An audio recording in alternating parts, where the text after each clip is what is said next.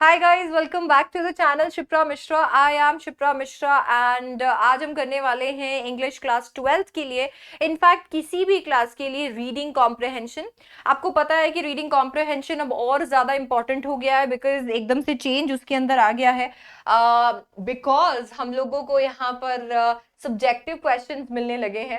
तो चलिए एक बार देखते हैं। ये आपका रीडिंग सेक्शन जिसे हम लोग पार्ट ए कहते हैं, ये आपके आता है पेपर में। आपको सबसे पहले ये वाला पार्ट देखने को मिलता है। इसमें आपका एक क्वेश्चन नंबर 1 आता है डिस्क्रिप्टिव पैसेज का और क्वेश्चन नंबर 2 आता है फैक्चुअल का। पहले नोट मेकिंग आया करता था, अब वो 11th में ही आता है, 12th में आता नहीं है। यहाँ पर ना आपको 1 मार्क के क्वेश्चंस दिए जाते हैं। 14 नंबर का ये पूरा जो है 14 मार्क्स का पूरा रीडिंग कॉम्प्रहेंशन है। 1 नंबर का आपको क्वेश्चन दिया जाता है, 30 वर्ड्स के अंदर आपको लिखना होता है। आप चाहे तो 1 वर्ड में भी लिख सकते हैं। ये यूजुअली वोकैब वाले क्वेश्चंस के ऊपर एप्लीकेबल होता है। अब ये 1 वर्ड वाले पहले आते थे, अब नहीं आते, अब 30 वर्ड्स वाले ही रहेंगे। अब ना यहाँ पर सीबीएसई की ना कुछ हमसे एक्सपेक्टेशंस हैं। सीबीएसई चाहते क्या है, देख लेते हैं उनकी गाइडेंस से। उनकी गाइडेंस से वो ये चाहते हैं कि आपको ना क्वेश्चन जो है ये बहुत अच्छे से समझ में आना चाहिए।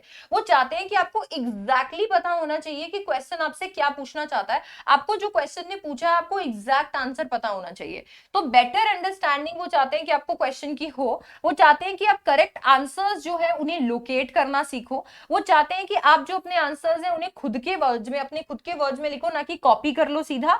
और वो चाहते हैं कि आप वर्ड लिमिट जो है उसे अबाइड भी करो, आप उसे फॉलो भी करो। अब इतना सब कुछ जब वो चाहते हैं तो हमारे पास में भी कुछ ना स्टेप्स आ जाते हैं जिनका हमें ध्यान रखना चाहिए।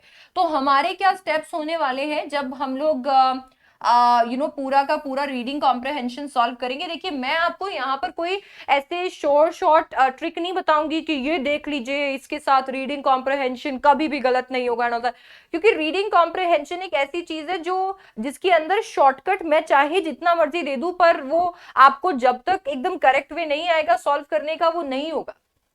क्योंकि यहाँ पर ना ये अनसीन होते हैं, तो इसमें मैं क्या कोई कुछ भी बताएगा, मैं आपको कोई भी ऐसी चीज बता दूं जो आपको ऑलरेडी पता है, आई डोंट थिंक कि उसमें इट्स वर्थ इट। सो अभी हम ना इसके स्टेप्स देख लेते हैं जो कि हम लोग कर सकते हैं, जो आपको हो सकता है पता भी होंगे।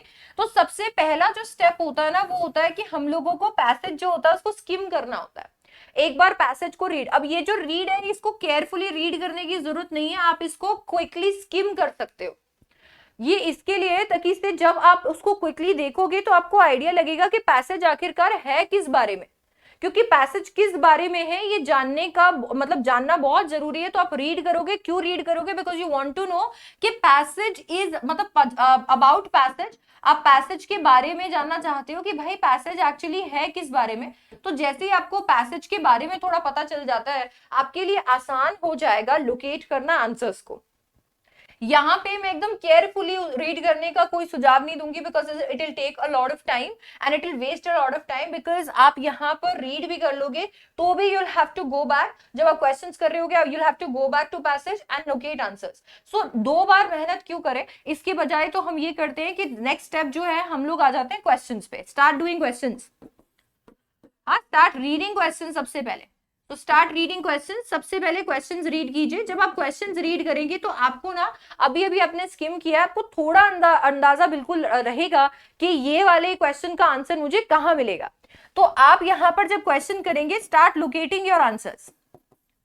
अब आपको लोकेट करना है अपने आंसर्स को कि ठीक है ये आपका ये जो आपके आंसर्स हैं, ये आंसर्स को आपको क्या करना है, लोकेट करते रहना है। ये आंसर्स को लोकेट करेंगे तो आपको पता रहेगा कि ठीक है ये करेक्टनेस, जो सेकंड पॉइंट है ना जो सीबीएसई चाहते हैं, करेक्टनेस ऑफ आंसर्स, वो तो कम से कम एक जगह रहेगा।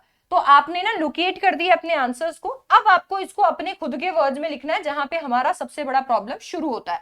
आपने आंसर्स लोकेट कर दिए। बहुत बार ऐसा होता है कि आपको अलाउड नहीं होता है, खास करके बोर्ड्स में नहीं अलाउड होता है कि आप कुछ मार्क कर पाओ। ऐसे में आपको क्या करना चाहिए, आपको डॉट्स लगा देनी चाहिए। डॉट्स जो होते हैं वो चीटिंग के अंदर नहीं आएंगे, आप बस डॉट्स लगा दीजिए ताकि से वो आपकी नजरों से दूर ना हो जाए।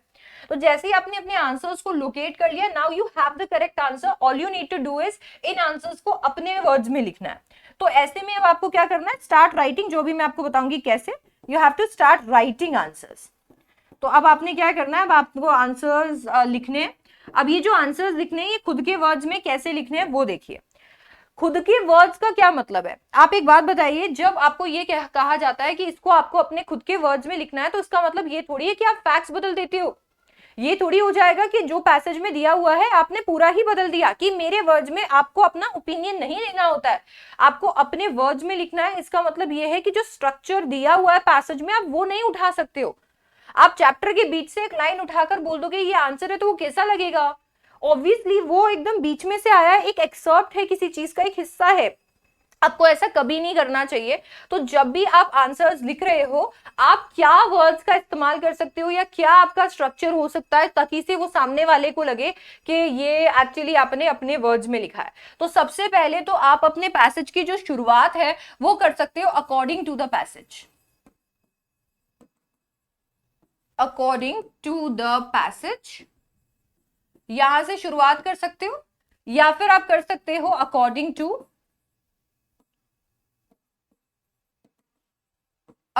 टू पैरा, और फिर पैरा का यहाँ पे आपका नंबर आ गया, इससे शुरू कर सकते हो। अकॉर्डिंग की जगह पे एज पर लगा सकते हो।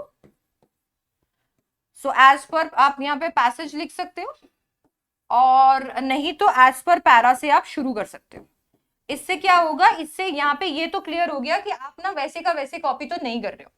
सीबीएसई ने खास करके बोला है कि अगर आपने वैसे का वैसा पॉइंट लिख दिया है तो आपके नंबर कट जाएंगे। तो अब हम क्या करें? ऐसा दो चीजें हैं जो आप कर सकते हो। सबसे पहला चीज आप ये कर सकते हो, दो अपन इसको डिवाइड कर लेते हैं, एक थोड़ा रिस्की है, एक थोड़ा ठीक है। तो अगर हम इसे डिवाइड करें तो एक में तो आप क्या कर सकते हो, आप शुरू कर सकते हो, जैसे मान लीजिए एज पर पैरा, आपने नंबर डाल दिया, कॉमा लगाया। अब आपने अभी अभी यहाँ पर पेपर में जो आपका कॉम्प्रिहेंशन था उसमें देखा है आपने आंसर को, तो आप क्या कर सकते हो, उस आंसर को यहाँ पर इन्वर्टेड कॉमा में स्टेट कर सकते हो। इन्वर्टेड कॉमा में डाल दिया तो ये डायरेक्ट हो गया है। तो आपने इन्वर्टेड कॉमा में डाल दिया, ये आपने यहाँ पर लाइन डाल दी। अब ये जो लाइन है ये एग्जैक्ट पैसेज वाली है, ये एग्जैक्ट पैसेज वाली है, कॉमा लगाया, आपके पास में सामने लाइन आ गई है। अब आपको इसको क्या करना है, इसको समझा देना है। Explain the statement in your own words. अब इसके अंदर क्या होगा, ये ओन वर्ड्स जो है इसमें आपको इसको कॉम्प्रिहेंड करना है। ये वाली स्टेटमेंट को ऐसे का ऐसे ही इजी और इजी वर्ड्स में लिख दिया तो नंबर कट जाएंगे। ये वाले स्टेटमेंट को आपको अपने वर्ड्स में आगे पीछे का जो भी हो रहा है वो सब कुछ देखकर लिखना होता है। जस्ट बिकॉज स्टेटमेंट आपके सामने होता है इट बिकम्स इजी। ऐसे नहीं होता है जब आपको आंसर नहीं आ रहे होते हैं, आपको टॉपर की आंसर शीट दिख जाती है, बट देन यूर लाइक यार अगर मैं ऐसे का ऐसा लिख दूंगा तो मैम सोचेगी कि मैंने चीटिंग करी है, तो चलो ऐसा करता हूं इसके अंदर ये सब ऐड कर देता हूं तो थोड़ा बेटर लगेगा। वही करना है कि आपने यहाँ पे आपको आंसर पता चल गया, एग्जैक्ट आंसर क्या है। अब आपको क्या कर देना है, बस उसको थोड़ा सा सिंपलर वर्ड्स में बताना है। हाँ, इधर उधर की सारी चीजें पिक करनी है क्योंकि आंसर आपके पास में, ताकि वो और बेटर लगे। सेकंड जो आपको इसका लिखने का तरीका होता है ना, उसमें आपको ये जो पैरा में अपने स्टेट किया ना, इसको स्किप कर देना है, as per para.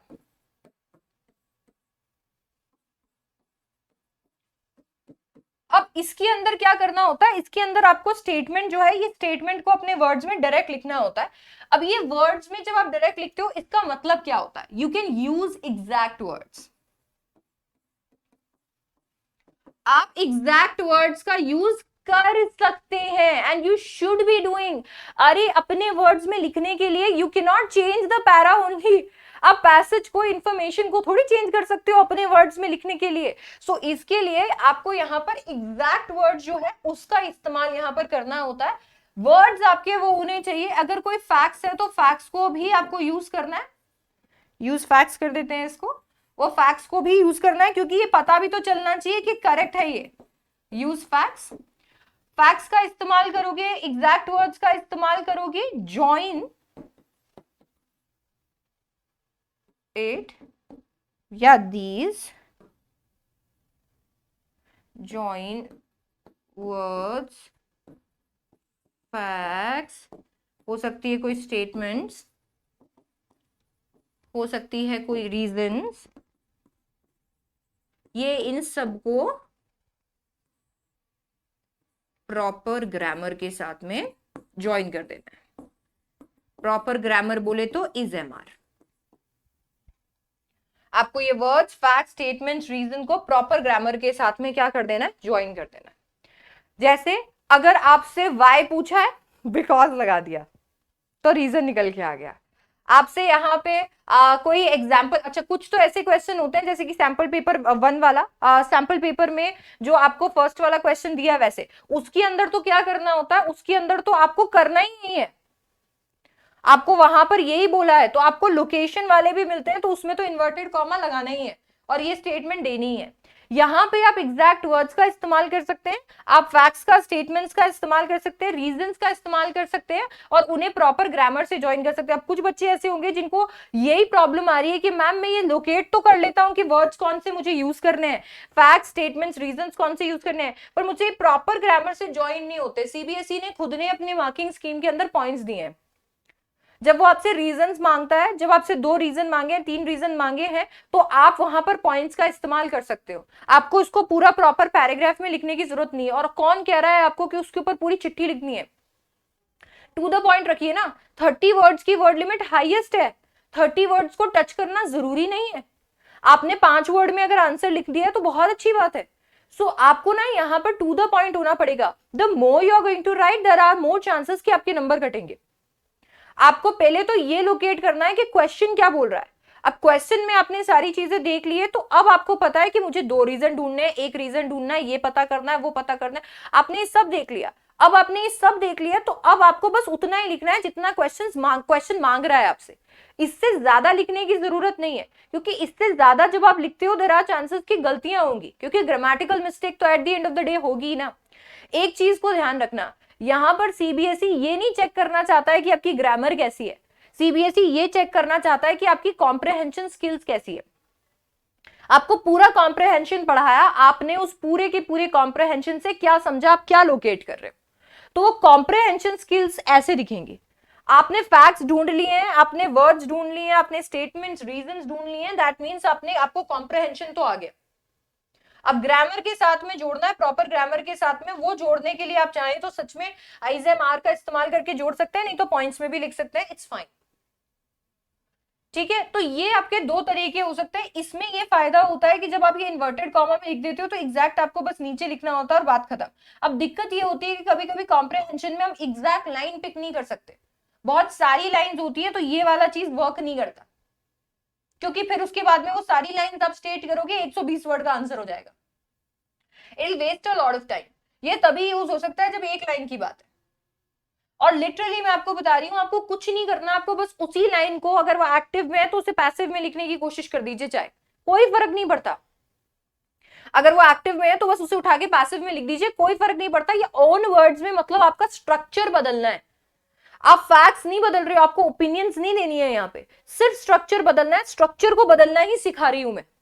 Own words अभी भी ओन वर्ड्स ही है, बस स्ट्रक्चर ही बदलना है आपको। अभी आपको वो जो उसमें डरने की जरूरत नहीं है, और कुछ भी हो जाता है।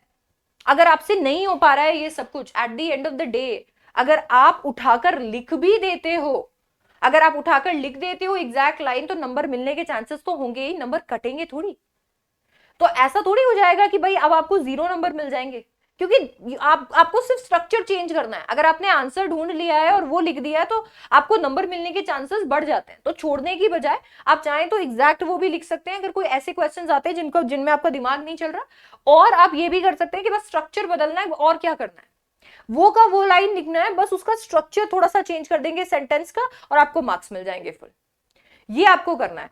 अब इसके अंदर मैं अगर आपको बताऊं तो सैंपल पेपर को देखकर आपको ये मैं जरूर कह सकती हूं कि आपका रीडिंग जो है वो पिछले टर्म के कंपैरिजन में थोड़ा आसान आएगा। वो अपने आप आसान हो जाता है, क्योंकि जब आपको यहाँ पर ऑलरेडी पैसेज दिया हुआ है और आपको क्वेश्चन दिए हुए, आपको सिर्फ उनके जो आंसर्स है वो लोकेट करने हैं। एमसीक्यूज में क्या होता है कि वो कंफ्यूजिंग हो जाता है इसकी वजह से, और वो इतने टिपिकल तरीके के एमसीक्यूज आते हैं जिसकी वजह से, जिसमें इंटरप्रिटेशन भी है, गलतियां होती हैं। यहां पर जैसे सीबीएसई ने अपना सैंपल पेपर में रीडिंग कॉम्प्रिहेंशन दिया है, वही लेवल रहेगा, और वो लेवल आप अटेन कर सकते हो विद प्रैक्टिस। ठीक है, तो अभी मैं आपको बता देती हूँ कि यहाँ पर जैसे मैं आपके लिए एक क्वेश्चन भी लेकर आई हूँ, ये तो चलिए एक बार इसको रीड कर लेते हैं। Once a man saw 3 masons along with some laborers constructing a temple. He observed the masons for 3 days and found that though the 3 of them were doing the same kind of work, there was a marked difference in their approach towards their job. He saw that the first mason reported for his work late and did his work half-heartedly and sluggishly, enjoyed a longer respite, frequently checked the time on his wristwatch, and left the work before time. The second mason was very punctual in arriving and leaving and did his work methodically. So the third mason, however, would come before time, take little rest in the interval, and offer work overtime. The man naturally got curious and wanted to know the 3 mason outlook for their work. He asked them what they were doing. The first mason tapped his big belly with his hand and said, "I am earning food for myself." The second said, "I am constructing a building." The third mason looked at the huge building and said, "I'm building the house of God." So उसने बोला, "I'm building the house of God." Based on your understanding of passage, write answer any 8 questions from the 9 given below. ये आपका question 1 जैसा ही है. So question 1 जो आता है एकदम वैसा ही है. So ये आपको questions देखने हैं. तो चलिए एक बार इन questions को देखते हैं and then उसके बाद में एक एक करके इनके answers भी हम शुरू कर देंगे. सबसे पहला question आपका क्या कहता है? Cite a point in evidence from the text to suggest the first mason's work was not up to mark. आपको पहले वाले क्वेश्चन के अंदर क्या करना है? पहले वाले क्वेश्चन के अंदर आपको एविडेंस देना है from the text to suggest that the first masons work was not up to mark. अब आपको एविडेंसेस पिक करने हैं कि वो इंसान ऐसा क्या करता था कि हम ये कह सकते हैं कि उसका काम अप टू द मार्क नहीं था. State any one trait of the second mason that is evident from line 5 to 10 and provide a reason for your choice. अब यहाँ पे आपको क्या करना है? आपको यहाँ पर कोई भी ऐसी ट्रेड बतानी है, any one trade off second mason जो कि that is evident from line 5 to 10. अच्छा, यहाँ पर ये जो 15 है, this is line only. Okay, this is line and ताकि आप इजीली लोकेट कर पाओ, दिस इज लाइन. सो आपका सेकंड क्वेश्चन क्या था? आपको वन ट्रेड. अब इसके अंदर आपने क्वेश्चन बहुत अच्छे से पढ़ना है. पहले वाले क्वेश्चन के अंदर हमने देखा कि भाई आपको अ पॉइंट, तो एक पॉइंट बताना है एविडेंस का टेक्स्ट से.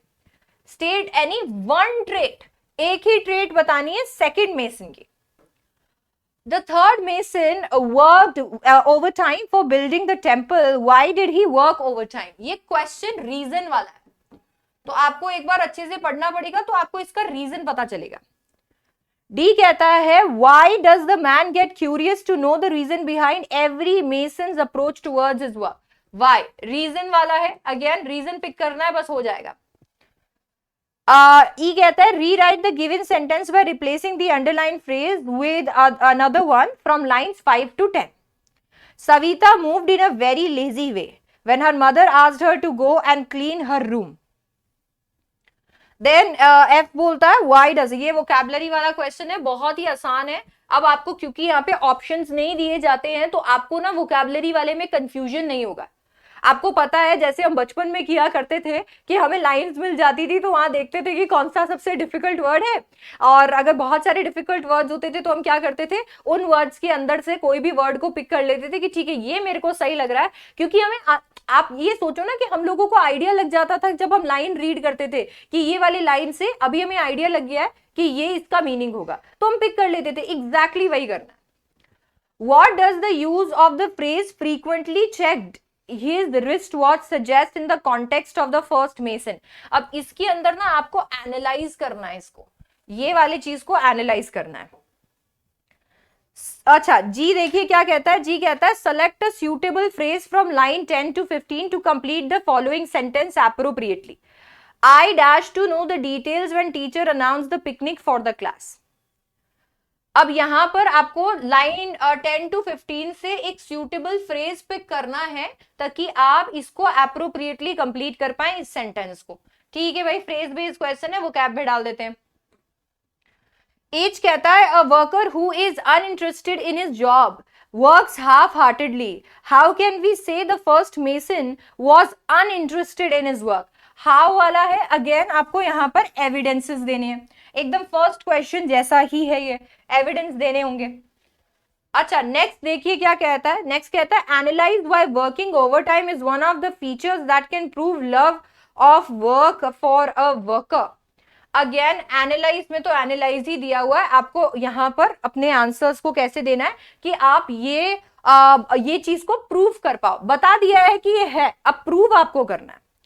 तो यहां पर इनमें से कोई भी आपको 8 क्वेश्चन करने हैं। तो चलो ये 8 क्वेश्चन में से मैं आपको इसके आंसर्स भी बताती चलती हूं, तो आपको थोड़ा आइडिया लगता रहेगा कि आप कैसे इसके आंसर्स लिखोगे।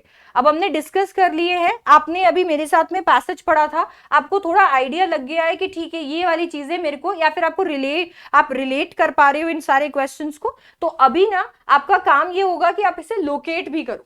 तो जैसे मान लीजिए फर्स्ट वाला देखते हैं, cite a point in evidence from the text to suggest the first mason's work was not up to mark। एक ही आपको यहां पर क्या देना है, एविडेंस देना है। अब इसका आंसर देखो क्या लिया हुआ है, as stated in the passage। मैंने आपको बताया था according to the passage, as per the passage, इससे आप शुरू करते हो, स्ट्रक्चर चेंज हो जाता है। as stated in the passage, the first mason had clearly done his work half heartedly। Words use करने हैं, ठीक है, ये वर्ड्स यूज कर दिए हमने, half heartedly and took long break. Long break देख लिया, ठीक है, एंड वेंट होम अर्ली, ये भी हमने यहां पर मार्क कर लिया। This shows that his work wasn't up to mark. तो ये भी हमें पता चल गया कि ये बताता था कि ये बिल्कुल भी उसका काम अप टू द मार्क नहीं था। तो अब मुझे लोकेट मैंने कर लिया था फर्स्ट मेसन के बारे में, वर्ड्स मैंने यहां पर पिक कर दिया। अब गलती आपसे क्या होगी, आप पूरा का पूरा ये लिख दोगे, आप लिख दोगे he saw that the first mason reported for his work late, did his work half-heartedly and sluggishly, enjoyed a longer respite, frequently checked the time on his wristwatch and left the work before time। अब आप ये लिखोगे, ये actually आपके उससे गलत नहीं है, बात सिर्फ इतनी सी है कि आपने अब ये लिख दिया है तो सीबीएसई कहेगा आपने सीधा कॉपी कर दिया इसे, जबकि जो हमने आंसर लिखा है ना उसमें और इसमें कुछ खास डिफरेंस नहीं है। As stated in the passage, the first mason had clearly done his work half heartedly, took a long break, went home early. This shows that his work wasn't up to mark.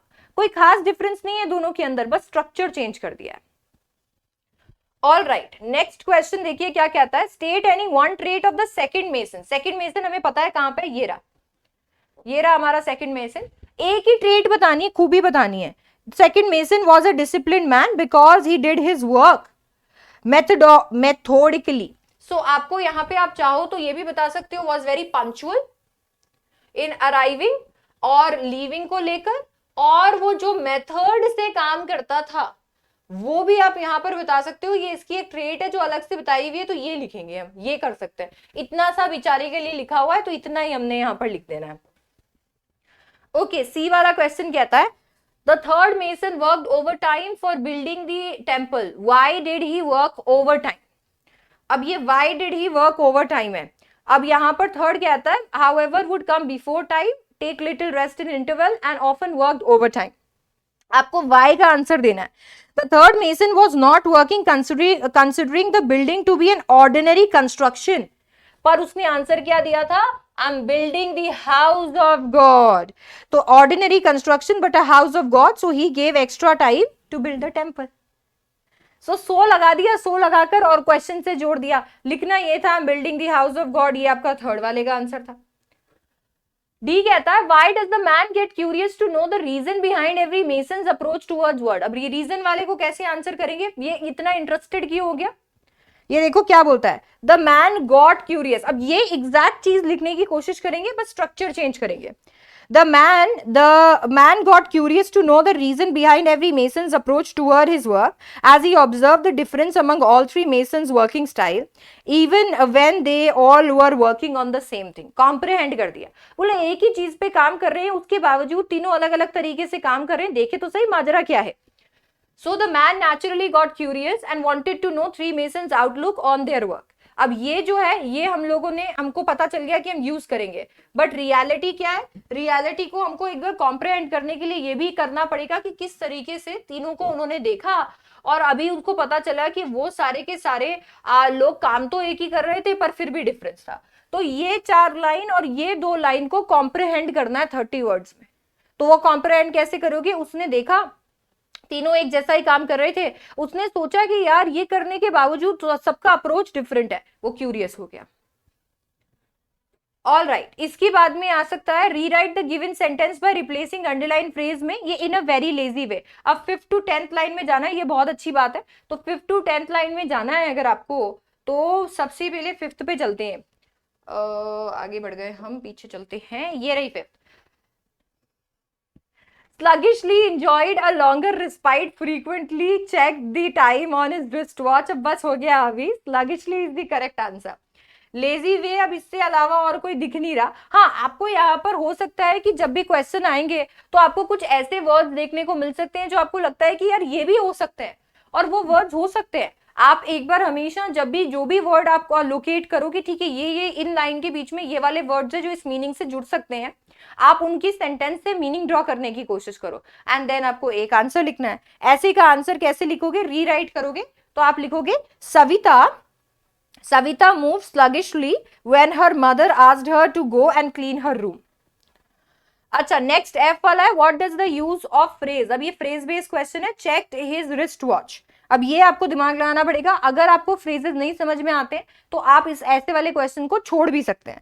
तो आप क्या करोगे, the phrase suggest the first mason's urge to go to leave the work for the day that he had to do unwantingly in order to earn for himself and go home. अब wrist watch को इंसान क्यों check करेगा, क्योंकि उसे जल्दी थी घर जाने की। आप और भी अलग आंसर लिख सकते हो, आप टू द पॉइंट भी लिख सकते हो कि वो इंसान क्या करना चाहता था, घर जाना चाहता था जल्दी से अपना काम करके। सो ये क्या बताता है उसके बारे में, ये बताता है that he was not interested, वो इंटरेस्टेड नहीं था काम के अंदर। तो ये बताता है। तो आपको भी ऐसी चीजें यहाँ पर बतानी है कि वो इंटरेस्टेड नहीं था, एंड दैट इज वाई वो ये चेक किए जा रहा था। सुटेबल फ्रेज डालना है आपको लाइन 10 to 15 से, और कंप्लीट करना है फॉलोइंग सेंटेंस को। 10 to 15 पे चलते हैं। ये देखिए, ये रही 10, ये वाला 10 है, 10 से 15 के बीच में आपके ये सारे के सारे लाइंस है, आप रीड कर लीजिए। मैं आपको इसका आंसर बताती हूँ।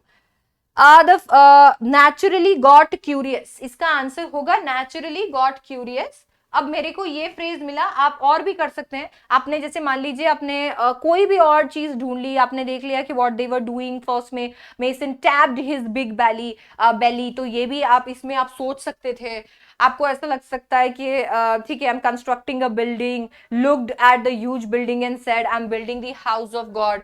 आपने ये सारे फ्रेजेस सोचे, बोला ये इंटरेस्टिंग है, चलो अब इसको फिट करके देखते हैं। आपको यहाँ पर बताना है, I dash to know the details when the teacher announce the picnic for the class. अब आपको ऐसा कुछ फ्रेज यहाँ पे लगाना है जो कि ये वाली चीज का मीनिंग बना सके। टीचर ने जैसे ही पिकनिक अनाउंस किया क्लास का, तो फिर आपको क्या हुआ होगा। अब हमने अंडरलाइन किए हुए हैं कुछ फ्रेज, तो हम यहाँ पर ऐसे बोल सकते हैं, उन फ्रेजेस को देख सकते हैं। नेचुरली गॉट क्यूरियस, या फिर टैप्ड हिज बिग बेली, या फिर I am building the house of God. ये सबसे ज्यादा बढ़िया क्यूरियस वाला, तो वही यहाँ पर लिख देंगे, फिल कर देंगे यहाँ पर। I naturally got curious to know the details when the teachers announce the picnic for the class. ठीक है, एच वाला देख लीजिए, ये a worker who is uninterested in his job works half heartedly. How can we say that the first mason was uninterested. अब how वाला है तो सो में आंसर आएगा, ये याद रखेंगे। तो फर्स्ट मेसन जो था वो अनइंटरेस्टेड था, ये कैसे बताएंगे। स्लगिशली इंजॉयड लॉन्गर रिस्पाइट, इसके अंदर हम डाल सकते हैं रिस्ट वॉच को देखता रहता था, ये डाल सकते हैं। ये डाल सकते हैं कि वो घर से चला जाता था टाइम से पहले ही। तो हम कैसे लिखेंगे, an uninterested worker does not want to work for long hours, he gets away for a break whenever he gets a chance, is never punctual। हो सकता है कि वो बहुत इंटरेस्टेड हो घर जाने में, जल्दी घर चला जाता है। ये आप यहाँ पर लिख सकते हो कि ये कैसे हम कह सकते हैं कि फर्स्ट मेसन जो था वो अनइंटरेस्टेड था। तो आप यहाँ पर लिख सकते हो, he enjoyed a longer respite, he used to frequently check time on his wristwatch and left the work before time। तो ये सारी चीजें बता सकती है कि वो बिल्कुल भी इंटरेस्टेड नहीं था उसके अंदर।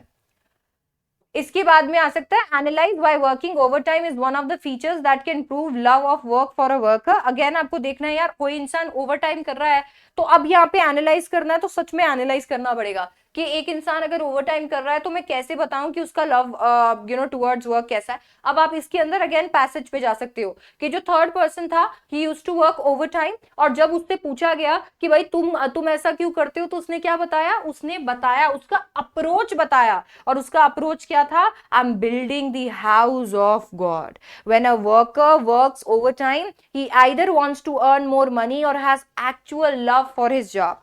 Otherwise, no worker wants to work more than the time given to him. अब इसके आगे कॉमा लगा के लिख सकते हो, just like third mason. Third mason के जैसा जो कहता था, अब यहां पे इन्वर्टेड कॉमा लगाया, I am building the house of God. अब ये जो है ये आपको यहां पर करना है, और इससे आप क्या कर पाओगे, फर्स्ट क्वेश्चन को इजीली सॉल्व कर पाओगे। तो आज मैं बस ये चाहती थी कि हम फर्स्ट टाइप के क्वेश्चन जो है डिस्क्रिप्टिव पैसेजेस को हम कैसे सॉल्व करें। मैं आपको उसका स्ट्रक्चर चेंज करना थोड़ा सिखा दूं। देखिए कोई ऐसी बात नहीं है कि इसकी कोई शॉर्ट टिप एंड ट्रिक होती है, क्योंकि at the end of the day unseen passage है, आपको वहां पर जैसा पैसेज मिलेगा आपको वैसे ही एक्ट करना पड़ेगा। तो हमने एक जो है ये सॉल्व भी कर लिया, ऐसा ही हम फैक्चुअल के लिए भी लेकर आएंगे। So just don't worry about this. By the way ये जो पैसेज था ये पैसेज एड्यूकार्ट से था, एड्यूकार्ट का सैंपल पेपर 2। सबसे अच्छी बात मेरे को ये लगी कि जैसे इनको पता चला, ये लोग पता नहीं इतना नजर रखते हैं, जैसे इन्हें पता चला सीबीएसई ने कहा कि हम लोग सैंपल पेपर के अकॉर्डिंग ही सारे क्वेश्चंस देने वाले हैं, इन्होंने अपना फर्स्ट क्वेश्चन सैंपल पेपर के अकॉर्डिंग ही बना लिया। इन्होंने फर्स्ट क्वेश्चन को वैसे रख दिया, एक एक क्वेश्चन वैसे ही कर दिया, शुरुआत भी साइट के साथ में कर दी। तो अगर आप सीबीएसई जैसा सैंपल पेपर सॉल्व करना चाहते हो तो आप ये चेकआउट कर सकते हो। अब इसके अंदर जैसे जैसे आप आगे चलते जाओगे, आई हैव नोटिस्ड कि एक बार लेवल जो है वो इंक्रीज होता जा रहा है, और कहीं ना कहीं आपको एक अच्छी प्रैक्टिस मिल जाएगी। मार्केट के अंदर ऐसी बुक्स जो कि रीडिंग कॉम्प्रहेंशन को सब्जेक्टिव में दे, ढूंढना अभी मुश्किल हो गया है, क्योंकि क्वेश्चन बैंक्स के अंदर सारे जो है वो मल्टीपल चॉइस क्वेश्चन है। तो अभी उनमें इन्वेस्ट करने से अच्छा है आप सैंपल पेपर ले लो, ताकि से आप रीडिंग कॉम्प्रहेंशन को पूरे पेपर के साथ सॉल्व करो। अभी right now is the correct time. तो यहाँ पर कुछ पेपर तो सॉल्व होते हैं, और लास्ट के कुछ पेपर्स जो है मैं आपको बता देती हूँ, ये ऐसे पेपर्स हैं जो अनसॉल्व है। सो ये जो है ये सेल्फ असेसमेंट वाले हैं। तो पेपर 10 जो है ये अनसॉल्व है, इसके लिए भी इन्होंने पूरा सब प्रोवाइड किया हुआ है, आपको यहाँ पर सेल्फ इवैल्यूएशन चार्ट्स दिए हुए हैं। तो आप क्या कर सकते हो, आपने सॉल्व किया, अब आप खुद इवैल्यूएट कर सकते हो कि मेरे को कितने मार्क्स यहाँ पर मिलेंगे। तो ऐसे करके आपके पास में ये पूरा का पूरा पेपर है। अच्छा, शुरुआत के अंदर इन्होंने कुछ फोकस पॉइंट्स भी दे रखे हैं, टाइम मैनेजमेंट दे रखा है, ये डिस्कस करेंगे हम टाइम मैनेजमेंट, इनका मेरे को काफी पसंद आया। सो टाइम मैनेजमेंट देखेंगे, और कुछ फोकस पॉइंट्स यहाँ पर दिए हुए हैं कि किन किन चीज़ों पे आपको सबसे ज़्यादा ध्यान देना चाहिए, और कुछ क्विक रिव्यू के लिए भी दिया हुआ है, आप लेसन्स को कैसे अच्छे से पढ़ सकते हो। और एक ये बहुत अच्छी बात है, टॉपर सोल्यूशन। आपको ना तो इससे प्रेजेंटेशन समझ में आती है कि भाई टॉपर ने लेटर कैसे लिखा, और ना आपको इसके साथ साथ ये भी समझ में आ जाता है कि आंसर्स कैसे होते हैं जो अच्छे मार्क्स मिलते हैं। तो आप प्रेजेंटेशन देख सकते हो, आप हर तरीके के चैप्टर से कैसे क्वेश्चन को टॉपर ने लिखा वो देख सकते हो। तो आई थिंक ये बहुत इंपॉर्टेंट है। You can purchase this book, इसका लिंक मैं जो है आपके लिए डाल दूंगी डिस्क्रिप्शन बॉक्स में, और वहां से जाकर आप इसे परचेज कर सकते हो। सो इसके साथ में हमने डिस्क्रिप्टिव का एक क्वेश्चन सॉल्व कर लिया, हमने थोड़ा सा स्ट्रक्चर वगैरह भी डिसाइड कर लिया। अब हम लोग नेक्स्ट क्लास के अंदर फैक्चुअल भी डिस्कस करेंगे, and I will see you in the next video. Don't forget to like the video, share the video, subscribe to the channel, and I will see you in the next one. Bye bye, take care.